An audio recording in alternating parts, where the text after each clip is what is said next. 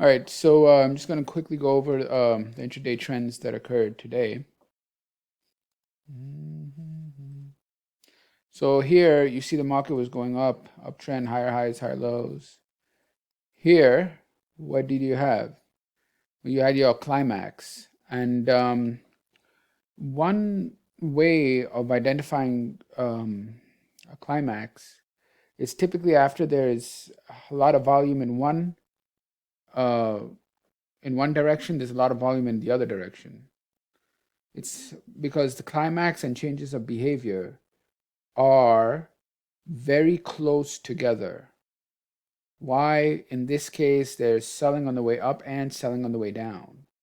And in the case of, for example, this climax here is selling on the way down, excuse me, buying on the way down and buying on the way up. You see, in both cases of the turning points, you have climaxes and change of behavior right afterwards. This same thing happens here.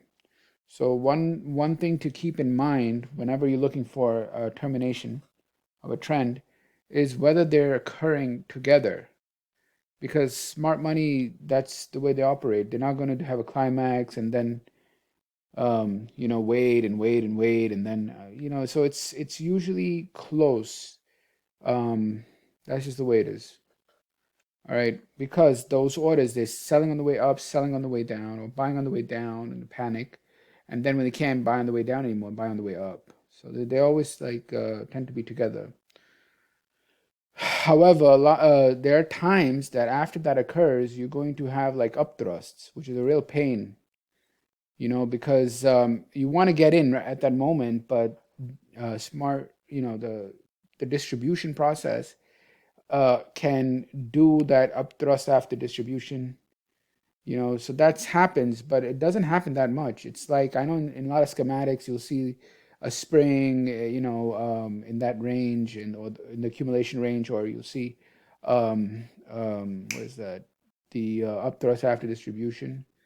Yes, the spring happens, but it happens early on. It doesn't happen later on as much as it doesn't happen. So just have to know that. Here, you had the climax, change of behavior, and then these are upthrusts, this and this. One way you know it's upthrust also is look at as this upthrust or shortening of the thrust. Look at what happened afterward. Look at the selling pressure here. This brick has the most, it's over 100, more volume than over 100 bricks right at resistance. What does that mean? Rejected.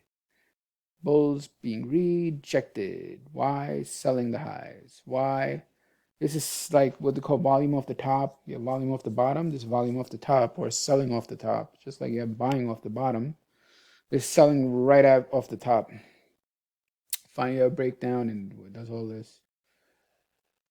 Here, it goes down, bang, bang, bang. This is getting interesting. Finally, let me see this. I wanted to come a little bit lower and see if it holds. It's very interesting right here because this is a support level.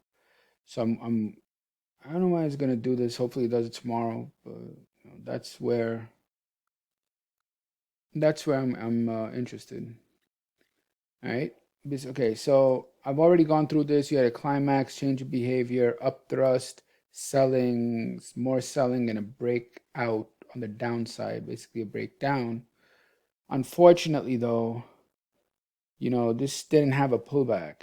It didn't go back here because this here is too much risk. There's too much bricks of risk. This is bad trading to jump in right here. So you're not gonna get the ideal entry. You're gonna have to settle for some upthrust, which did occur later on. I mean, if that's your thing, um, I prefer some, test of ice, but it didn't test ice. Just puked and then did an upthrust right there and then went down. So I mean, I'm not a fan. Like you could do upthrusts in downtrends, you know, but you just have to be careful because Yeah, I know there's a lot of resistance up here. Up, down, up, down, up, down, up, down. Failure, failure, failure, failure. That's what it is. Failure to go up, failure to go up, failure to go up, failure to go up. Goes to that same area and fails to go up again, so it goes down. Here, boom, test, failure, down, continues. So they just not enough pressure here.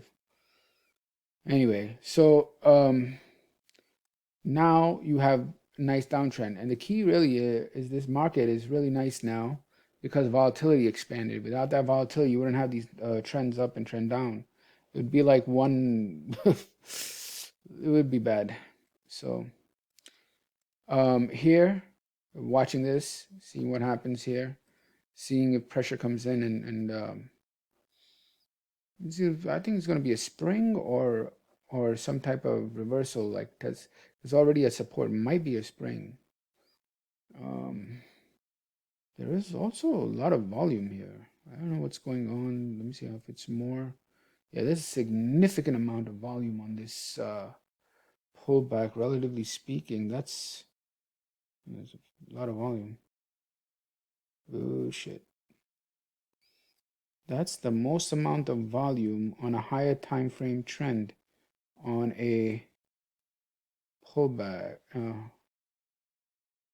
This is concerning. Um,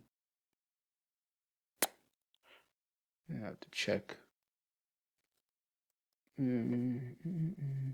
Anyway, I'll be looking at it to see what opportunities present themselves. But anyway, so that's all, folks. Keep an eye on the indexes. See if they're ready for a bounce or they're ready for a break. All right. Thanks. Bye.